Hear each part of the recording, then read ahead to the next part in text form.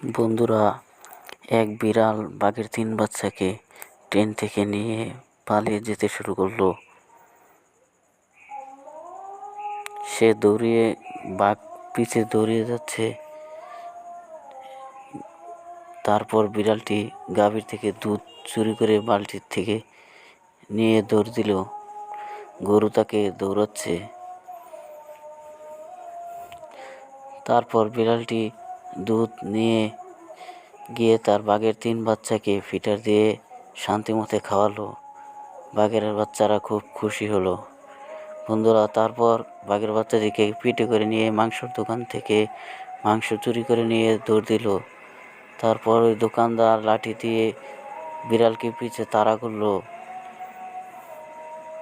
তারপর দৌড়ে যাচ্ছে সেই বিড়ালটি একটি ফার্ম থেকে একটি মুরগি চুরি করে নিয়ে দৌড় দিল।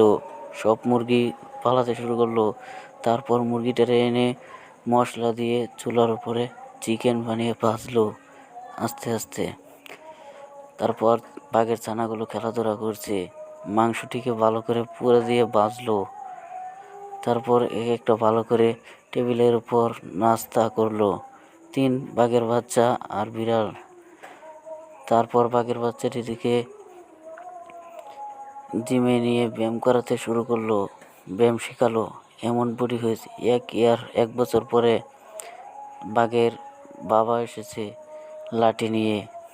আয়া দরজায় এমন ভারী শুরু করছে, দরজা ভেঙে ফেলেছে এমন সময়। তারপর বিড়ালটি বের হলো। তার 3 বাচ্চা এমন বডি হয়েছে, ব্যায়াম করে চিনতেই পারছে না। এমন সময় ওই বাঘটিকে এমন মার দিল। তারপর বাঘটিকে